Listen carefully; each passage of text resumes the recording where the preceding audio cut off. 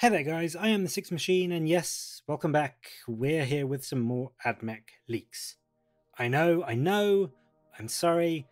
I make videos as the information comes in. I can't help that we've had quite a lot of new datasheets and updates for the Admech compared to some of the other Codex releases. Anyway, today we have seen the mini datasheet from the box for the Admech Onager Dunecrawler.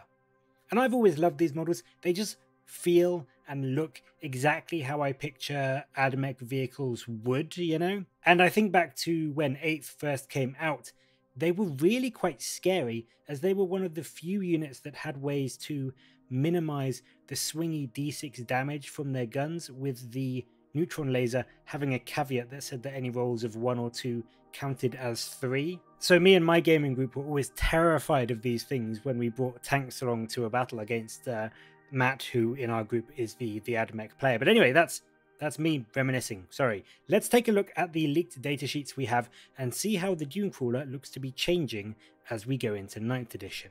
So the profile of the Onager appears to be entirely unchanged, still keeping the movement 7, 3-up ballistic skill, toughness 7, 11 wounds, and a 3-up save, and still seeming to have the same degrading profile as before, dropping down in movement, ballistic skill, and attacks. Obviously, losing ballistic skill is a huge blow to this unit, but the movement and the attacks are really quite inconsequential. This thing has very good range on pretty much all of its guns, and to be honest, you don't want it getting too close to your enemy anyway, so just something to keep in mind there. I think overall, as far as profiles go, it isn't terrible, although I do think that, as I've said many times before, with the increased killiness in 9th edition, toughness 7 and 11 wounds with a 3-up save, essentially Predator profile, just really doesn't get you all that far when you plonk one of these down on the table. So I do really hope that the points are decent enough that you can put down a couple of these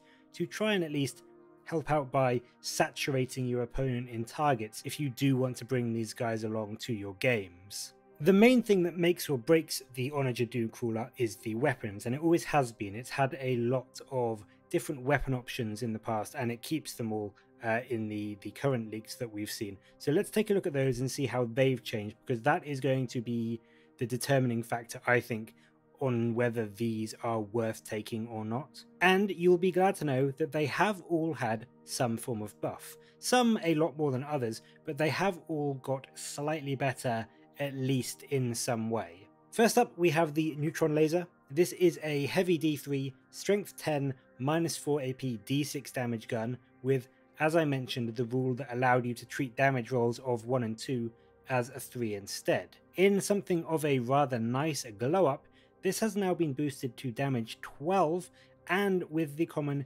D3 plus 3 damage instead of D6. Now it still retains the D3 shots, which is one of the bugbears that many people had with this gun, so I do think that it still has its issues, and you will undoubtedly roll a 1 when you really do need to get those 3 shots off.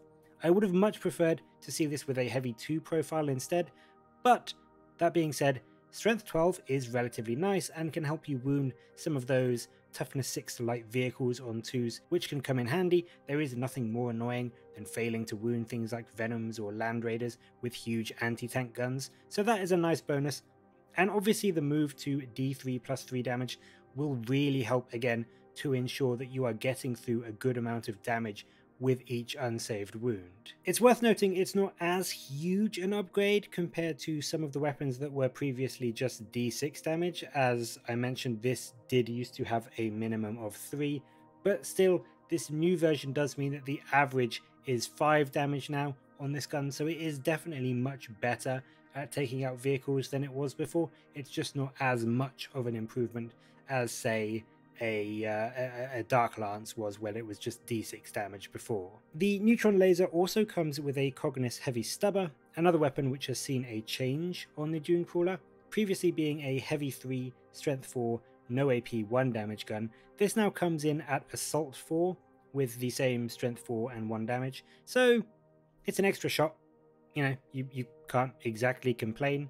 The assault thing probably won't come into play too much, as you are unlikely to ever be advancing this unit.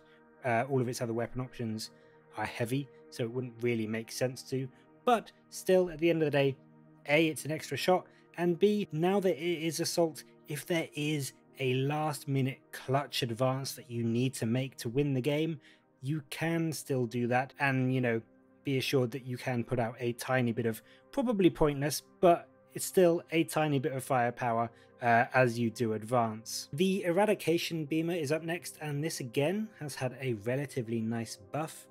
Before, it brought a 36-inch range heavy d6, strength 8, minus 2 AP d3 damage gun to the table, but when you were within 18 inches, it changed to heavy d3, minus 4 AP and d6 damage, so the profile kind of switched around a bit as you got closer. Now it is just flat out better in both situations, I think, with a constant d6 shots no matter the range, and up to 36 inches away, giving you strength 8, minus 3 AP and a flat 2 damage, whilst when you get into 18-inch range, it switches up to strength 8, minus 4 AP and 3 damage. Some may argue they prefer the d6 damage to 3 damage within 18 inches, but I am always a fan of reliability, as I've said before, and I would much rather have d6 shots doing a flat 3 damage than d3 shots doing d6 damage, personally. So yeah, in my opinion, this has got much better. Whether it's going to be enough to take the anti-tank crown from the neutron laser, I'm not sure. You do have to get within 18 inches to really get the full benefit of the Eradication Beamer if you are aiming this at vehicles, and that can definitely get you danger close with a lot of nasty enemy melee units compared to the neutron laser, which can just sit back with a very nice 48-inch range and, you know, fire its strength 12 gun. So against a lot of heavier tanks and knights, you're going to be winning on 3s instead of 4s. So I don't know, it's up in the air. They're both definitely anti-tank guns, but I think depending on your playstyle and maybe what you prefer the look of will determine whether you go for the neutron laser or the Eradication Beamer. We also have an option for a twin heavy Phosphor blaster, which likewise has had a very welcome buff, not only gaining an extra 2 shots going from heavy 6 to heavy 8, and so for all you clever mathematicians out there, we can presume the normal non-twin heavy Phosphor blaster has jumped from 3 shots to 4, but it has also gained a point of damage, bringing it to strength 6, minus 2 AP and 2 damage. So this is going to be really great for chewing through Marines and other 2 wound profiles, and even against some Horde units, it's got 8 shots, so you could do some serious work in, you know, denting even bigger blobs like Orc Boys or Tyrannid Gaunts if you needed to in a pinch. It's not great for anti-vehicle, being only strength 6, but for taking out anything from light infantry all the way up to relatively heavy infantry, I'd say even things like Terminators and Bikers, this is not a bad pick just for the mixture of a good number of shots, enough strength to bring them down to usually being wounded on 3s, and the 2 damage profile. It's definitely a good pick if you are going to be using your Dunecrawler to take out lots of squads of infantry. Finally, the Icarus Array, which is the weapon made up of various missile launchers, rocket launchers, and autocannons, and all that kind of stuff. It doesn't seem to have changed at all, keeping the exact same weapon profile. However, I did say that everything got a buff, and this has had a buff, it's just not in the actual profile of the weapon itself. Before, it was just one weapon, so all of the autocannon shots, all the rockets, all the missiles had to be fired at the same target. Now, based on the datasheet we have, it appears that these are 3 separate weapons combined into one slot, which does actually give it a relatively nice buff in that it can shoot the strength 7 2 damage autocannons at, say, a squad of Marines, the strength 7 d6 damage missile at a light vehicle, and then the rockets at strength 6 1 damage at, say, a group of lighter infantry hiding in cover.